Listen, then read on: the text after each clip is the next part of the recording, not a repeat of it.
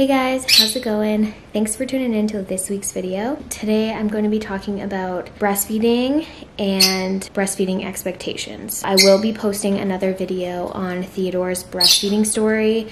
That was my first time breastfeeding and it was definitely a journey. So that'll be coming out as well, and it'll kind of go hand in hand with this video. This video, I hope, doesn't come across negative in any way.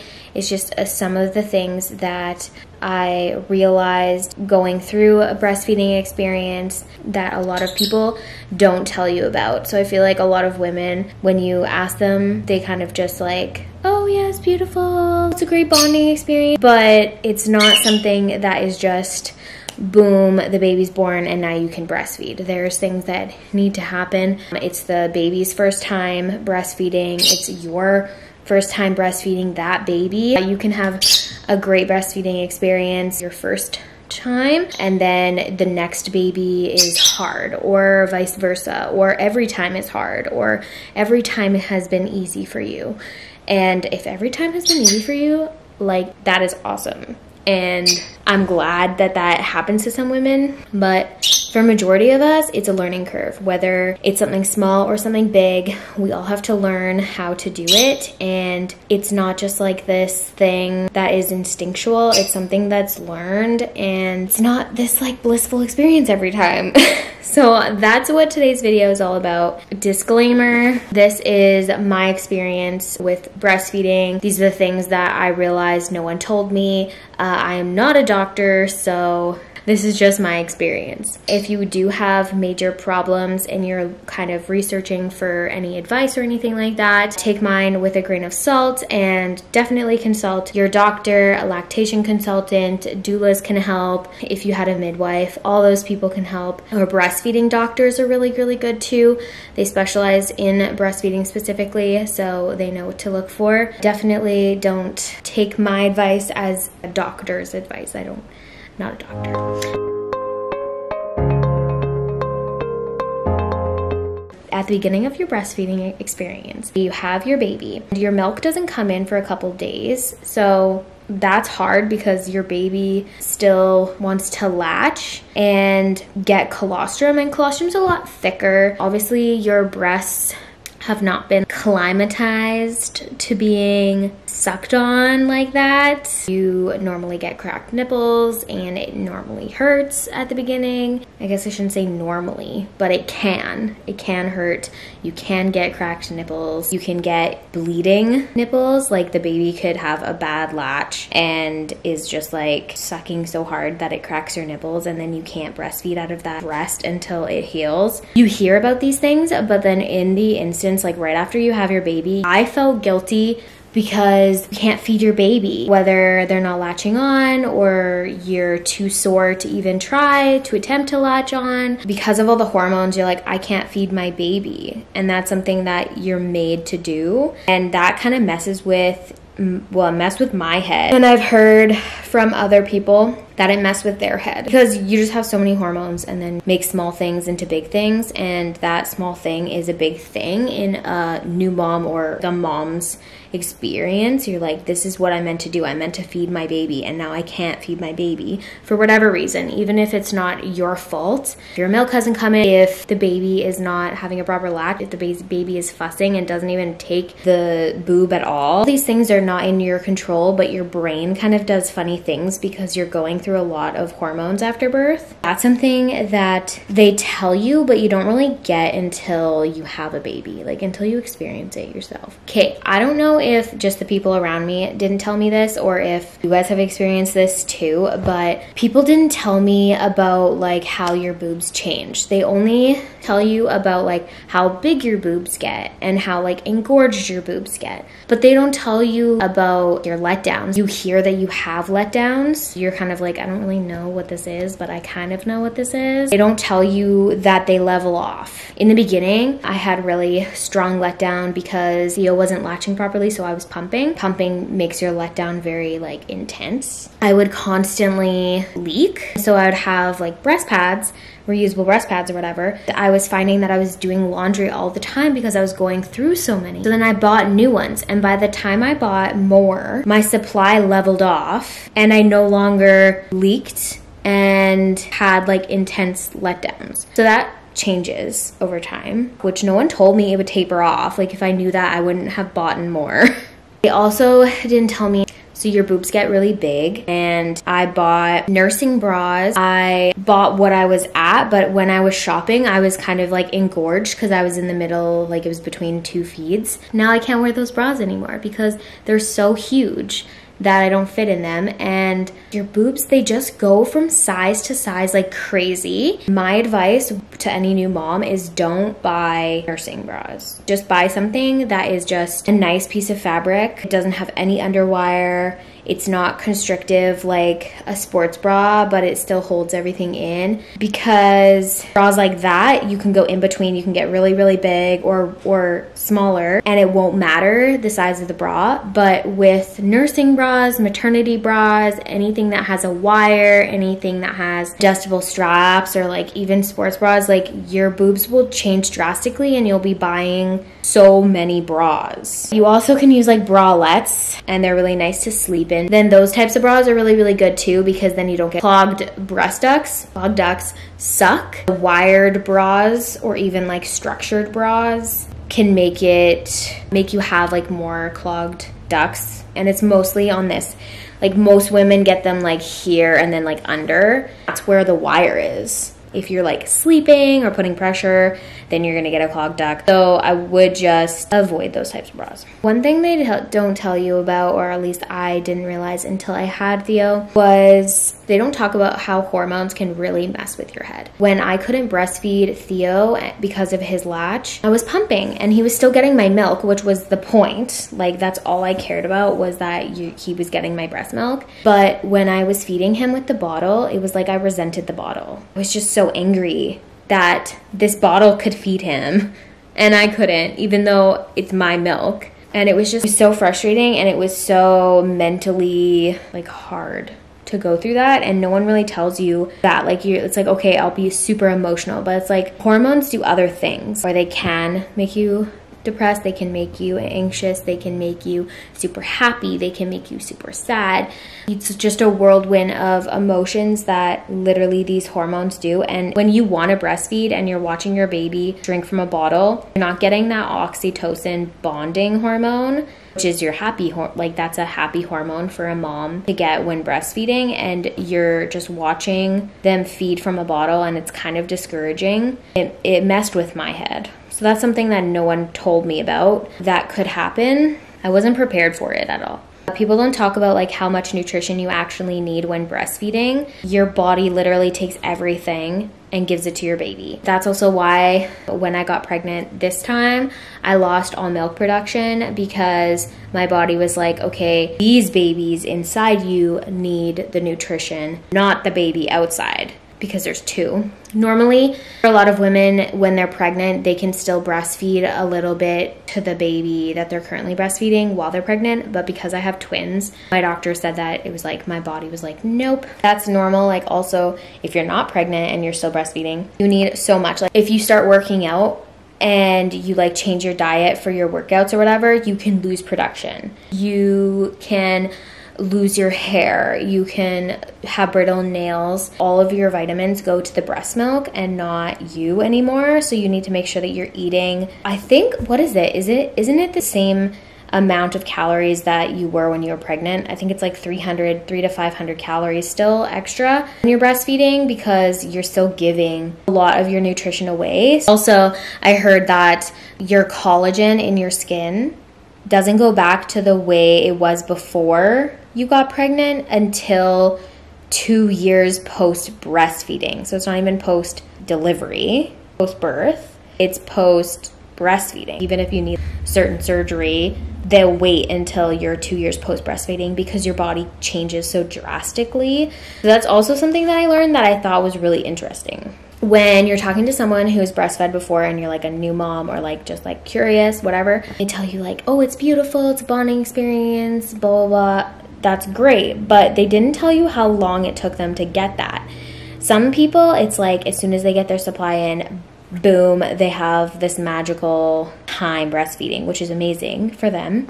Some people, it takes like months. And then especially if you have like a preemie baby or a baby that is like in the NICU for a long time, has like problems latching or whatever, for months on end, it can sometimes take months to get breastfeeding down to a science. It just depends on the baby and you and circumstances. But that's something that no one told me until after I gave birth. It was messing with my head. For months, I couldn't breastfeed Theo. It's really stressful. Your hormones mess with your mind in the sense of like, I can't feed my baby. But there's been like a lot of cases where like babies in like the NICU, they've been either had a feeding tube or like bottle fed with by nurses or whatever, and then they come out of the hospital and then they immediately are fine with going and breastfeeding. Or sometimes preemie babies, they have like smaller mouths, so sometimes just having them grow a little bit to have like a bigger mouth helps like the anatomy of the mouth get a better latch, and then all of a sudden they can breastfeed. Like it's just like all different, and that's something I didn't know. I thought that it was just like, boom, you can breastfeed, because that's what I was told. This is something that makes me really mad. So people don't tell you about the judgment of breastfeeding. And I also think that people judge people for breastfeeding or not breastfeeding subconsciously. Like they're not aware that they're judging you. Even like as a teenager, learning about reproductive, and then you learn about like the baby's growth a little bit, and you're like, oh, I'm gonna breastfeed. You know, like that's an assumption that can go really easily into a judgment when you haven't been through that experience. I remember I did that when I was a teenager, when I was learning about babies and stuff. I was like, oh, I want to breastfeed. I'm going to breastfeed. Like breast milk is better. Okay, but there's a lot of other things, and that can easily go into a judgment, and I don't like that. People judge people all the time, and it's like, you don't know the baby. You don't know the mental state of the woman at the time. So if you breastfeed in public without a cover, people like judge you. And it's like, my kid's eating. Sorry. Breasts are no longer a sexual thing. For a mom that has had a baby, it's a food source. People just like judge them if they don't feed their baby breast milk for whatever reason. And then they say like, you're not doing what's best for your baby, when the only person that knows what's best for your baby is you. Every baby is so different. There's many reasons why a mom wouldn't choose to breastfeed. Some people just don't like the feeling of it. They don't like being on demand. They don't like feeling like a milk factory all the time. Some people don't have enough supply, so then they have to supplement with formula, but then they still try to do breast milk. Or some people just don't have any supply, which if you've tried supplements or changing your diet or whatever, and your body still is like, nah, I can't give up all like this nutrition. Like your body after birth is trying to heal from birth. So a lot of women don't get supply because their body's like, my number one priority is healing. And people judge people because they don't have supply. So some people choose to not breastfeed because they don't have enough support. So if everybody is immediately like, oh, formula, formula, formula, and then they're like, no, like I want to breastfeed or whatever, and it gets to their head because of, again, hormones. You're healing from a massive trauma of birth. You're exhausted from not having enough sleep, and now you don't have any support to back up your decision. Yeah, it's probably going to be easier to just be like, fine, I'll switch to formula. Some women choose to not breastfeed because it's painful and the pain doesn't go away. Some people choose to not breastfeed because they don't want the stress of it. They just want to focus on their baby. A fed baby is a happy baby, and they just want to focus on their littleness and enjoying their littleness and not worrying about all of these things that you have to worry about with breastfeeding. Some people choose not to breastfeed because of depression. You know, postpartum depression is a thing. Even baby blues are a thing. You know, baby blues go away, but they're still hard in the moment. Your mental state has so much effect on your milk. Some people that decide to not breastfeed, the reason could be that they're working moms. They don't have time to be there when the baby needs to eat, so they pump. or they just go and do formula. Like, that's your choice. So another reason why people might not choose breastfeeding is they had complications during or after birth, and they needed some sort of like medication or like antibiotics, and those can't be transferred. Some types can't be transferred to the baby, so then they're not allowed to breastfeed, and then they get used to not breastfeeding, and formula is just easier, or the baby doesn't like breast milk because they've been on formula, or they don't latch properly. Like, after that kind of thing, there's so many things that can go wrong with trying to breastfeed after you've already given them formula. Sometimes it's easy, and sometimes babies don't even like formula. Theo was on formula for 2 days after he was born because he had jaundice, and the hospital say like they need to flush out the system, and I didn't have my milk in, so he was drinking formula and he hated it. Every time that I would like pump a little bit of colostrum, he would just like gobble it up, and I would give him the formula and he would just like, so it was very easy to transition him back to breast milk, and I had to pump because his latch wasn't good. But some babies aren't like that. Some babies like the taste of it, so then they're like, well, now this is impossible because now they want that, and then they're crying because I'm giving them this and they don't want that. Basically, my point is that people put judgments on people that decide not to breastfeed when the only people that can make that decision is the mom and the baby together. You know your baby best. Having a baby is hard, and learning to breastfeed, especially for like new moms, it's like, now I have to learn how to take care of this tiny human. I need to learn their cues. I need to learn about beeps or like whatever, like all of this other stuff. And then I need to learn about breastfeeding, everything that goes with it. Like, sometimes it's just too much for people, and that is their choice. And people don't have a right to judge anybody. They have their own circumstances, and you don't know what's going on behind closed doors. Judgment is not supportive. So another expectation is like pumping is easy. Reality of it is pumping is hard. Okay? If you decide to be an exclusive pumper for whatever reason, I applaud you. I applaud you, because I tried that. I tried it, and it was awful. If you are an exclusive pumper, you have to have a schedule of when you get up and pump. And usually it's, well, for me, it was like Theo would get up and then I would feed him with the bottle and then I would pump. And so once he was asleep, then I would pump, which means that by the time he wakes up, I only have about an hour to an hour and a half sleep because I had to pump after he went to bed. So it was just like this off schedule. I can't just like feed, put him to sleep, go back to bed. I need to pump. If you're an exclusive pumper, you don't want to miss the 2 a.m. Pumping session, because between, I think it's like 2 and 3:30 or something in the morning, your supply is at the most, like you're more engorged than you were in the morning. I don't know why. This is what I read. So that's what I was doing, and it's really exhausting. So you have to schedule it. It takes a lot of cleaning. You have to clean the pump. You have to clean all of the bottles. You have to know what you're doing when you're storing, or else all your milk will go bad. That's what happened to me. I had like 40 bags of milk all go bad because I didn't know how to properly store it. I thought you could just put the milk from being pumped in the freezer and then it'll freeze and it'll be fine.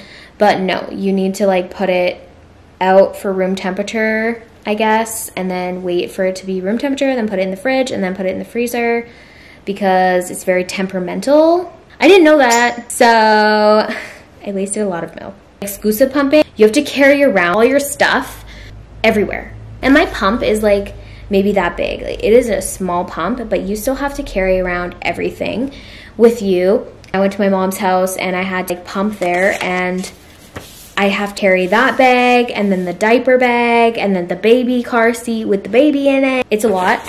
It's just like a huge learning curve to pump, and people, I think, don't give exclusive pumpers enough credit because it's so much work. Another expectation is people, they're like, oh, you'll never sleep again. You'll never sleep again. You don't get it. I feel like it didn't sink into my brain until I had a baby, because you really don't get enough sleep. And you're starting off after birth exhausted because you just gave birth. and you don't have any time to like, okay, I'm gonna sleep for 12 hours and then I'll be good to go. You know, you don't have that. You have to get up. Now you have this baby you need to take care of. You have to get up every 2 to 3 hours now. Your sleep cycle doesn't match the baby's sleep cycle, so they can have a full sleep cycle and you're still in the middle of your sleep cycle, and that's why you're not getting enough sleep. And when you're not getting enough sleep, your body isn't recovering fast enough. Obviously, you need to recover after birth. So it's just like this like negative feedback loop. And a lot of people that are like new parents and you hear them talking, they're like a little bit naive. And I was like that too. And it's just because you haven't experienced it before. Another thing that men don't tell you, women are really good at this, okay? Women are really good at just making it seem easy, making everything seem like it came naturally. And like nothing is wrong. Like we're very good at hiding what we're going through.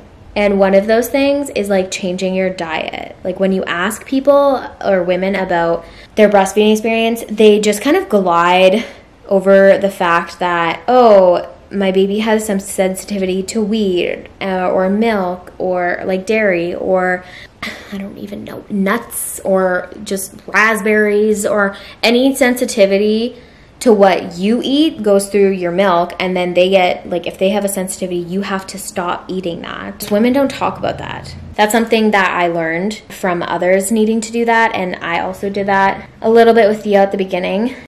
This is an expectation and reality. Okay. When your supply goes low, you eat lactation cookies, take supplements to boost your supply.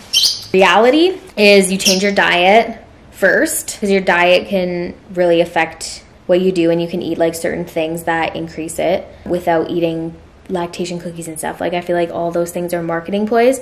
Also, I think it's 10%, I believe it's 10% of women actually have a negative effect to supplements that you take. So like fenugreek is one of them. Fenugreek, if you take it, it can boost your supply, but it also can eliminate your supply for 10% of women. I'm part of that 10% because I took fenugreek, my supply went away and I had a crazy amount of supply. I was like, okay, well, I'm gonna boost it even more because I was pumping, and I was like, the more milk, the better. I took it and I started losing milk production, and I was like, what the heck is going on? I didn't realize it was because of the fenugreek until a little bit after, and then I stopped taking it and my supply came back. My friend did give me homemade lactation cookies, and they did work. But I mean, there's simple ingredients in there that make it work, like oatmeal, and I don't know, there could be other things. Mostly oatmeal was in those cookies, and you can just eat oatmeal. You don't need to spend your money on these things. So that was also a expectation versus reality, because the reality of it is these supplements sometimes don't work. So no one told me that. I had to figure that one out on my own. This is also one that I've learned mostly from other people. When I was in the hospital with Theo, I didn't have Theo in the hospital. I had Theo in my house. But we had to go to the hospital because he had jaundice. And I still wasn't able to get a correct latch. I would ask for help. Nurses sometimes aren't that much help. Everyone says that they are a lot of help. Everyone tells you, oh, you have nurses to help you with breastfeeding and everything. No, you don't. I don't think you do. That's just my opinion. But I've also talked to multiple women that have had hospital births, and then also multiple like doulas that have assisted. And they all say that it's hit or miss. Some nurses are all for breastfeeding, and some nurses are all for formula. They're just like, it's easier. It's kind of like the whole like epidural versus natural. You have nurses that are like, you can do this naturally or whatever. And then you have nurses that are like, oh, well, might as well just use the epidural, like it's there. You might get a nurse on shift that doesn't care about breastfeeding, so they don't really like help you much when you're a new mom, and then you might have one that's like really into it and really wants to help you, which is great. That's something that I learned. The expectation is that the nurses are going to be there. Reality of it is you're kind of on your own, unless there is like people at the hospital that you could ask, like, hey, can I have a lactation consultant come by and make sure that I'm doing this correctly? I had a lactation consultant come when I was with Theo, the jaundice area, and she kind of helped me. She basically asked me to do everything that I was currently doing, and it didn't work.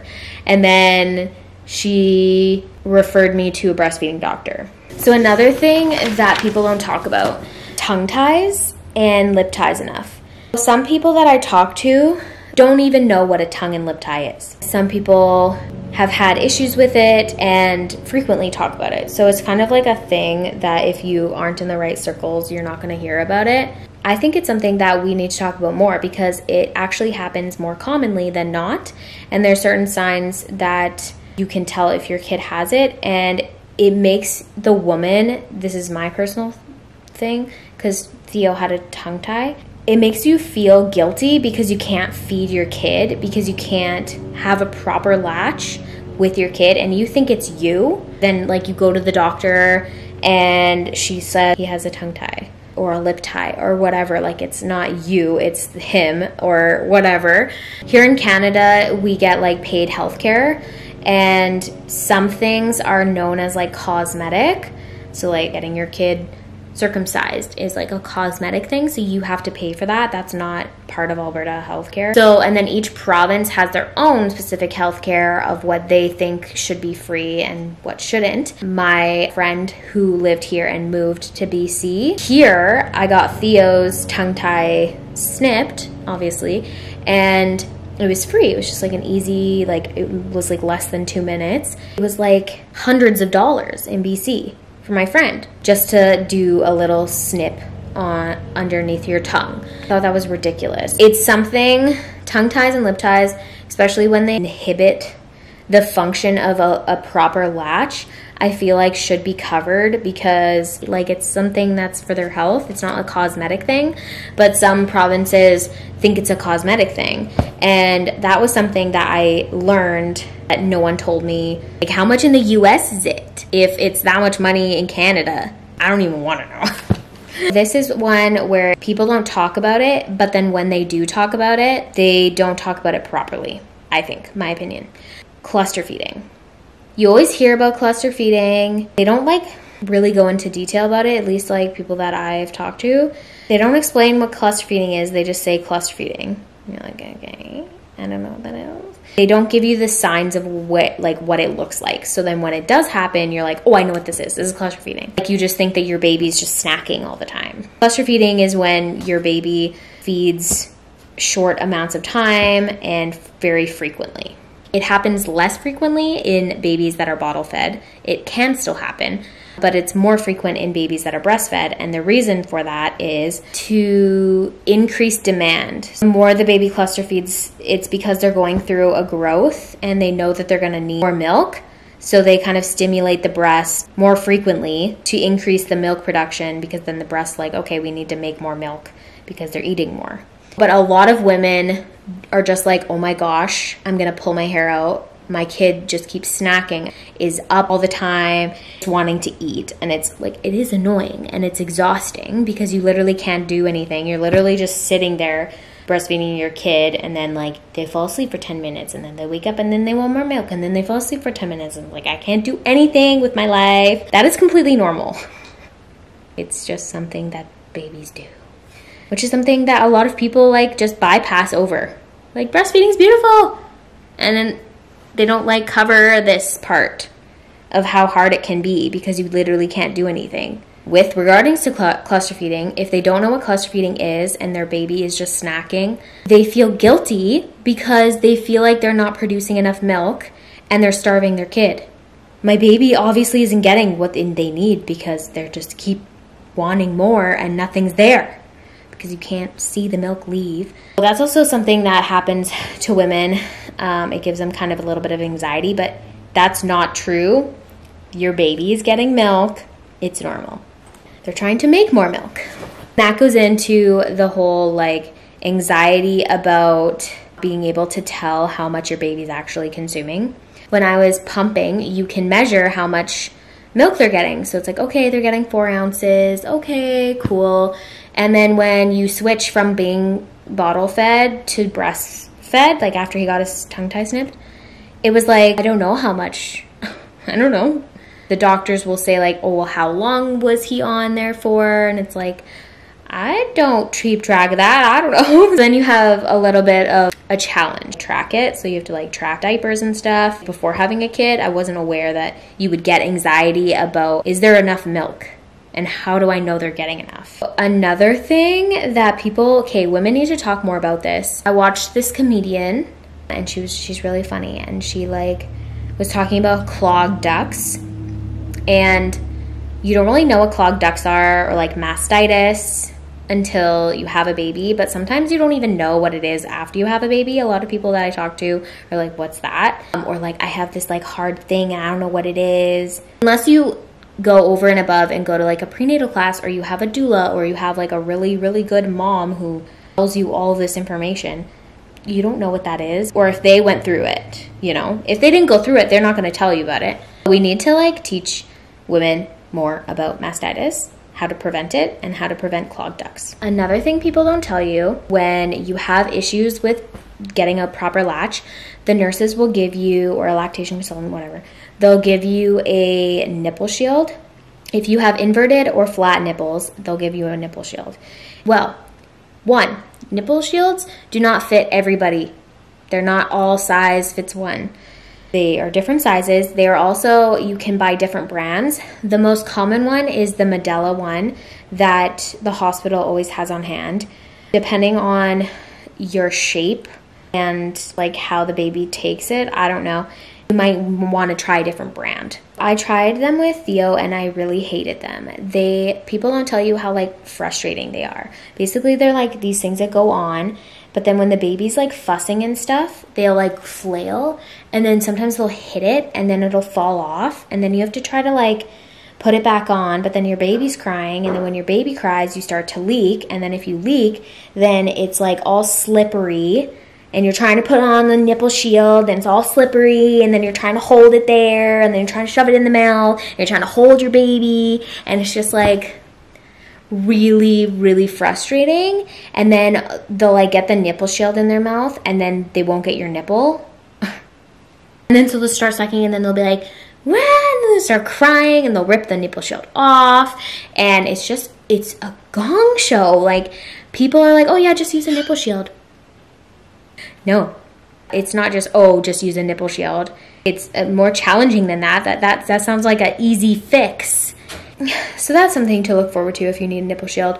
My tip is, if you are using a nipple shield, try to use the nipple shield as training wheels to the boob without the nipple shield, because the nipple shield will just train your baby how to properly like grab onto the nipple, especially if you have flat nipples. It'll basically dry out the nipple, so then your baby can latch onto your nipple, not the nipple shield. Okay, this is the Medela, this ridge up here, and that's where the nose of the baby will go, so it's not covered in plastic like this part. This one is super flimsy. The plastic is very thin. It doesn't stick. It's not very sticky. And if they get dirty, like if you have like your fingerprint oil, they won't like stick on there. And they say you flip it like that. That's what I was taught. Like inside out kinda.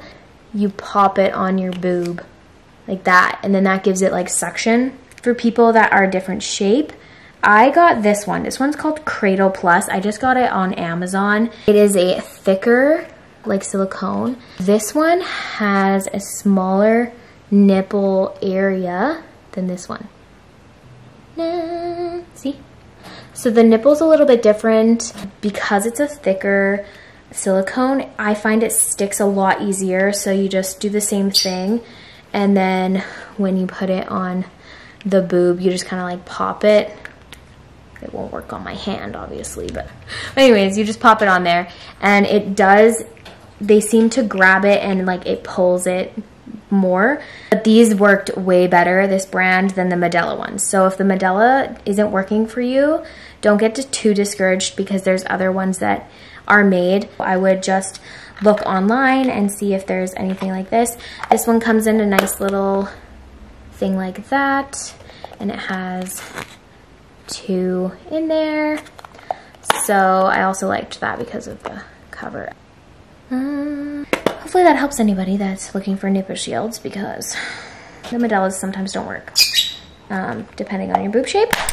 Okay, I just wanted to come on and say a few things. I'm currently editing this video that you're watching right now, and I realized it was super long by the time I got to the tips, the breastfeeding tips, so I cut it into two. This will be a part 1 and part 2. Part 2 will be all of the tips that I have regarding all of my breastfeeding struggles and what I found works and what I found doesn't work. Yeah, so if you liked this video so far, definitely click on part 2.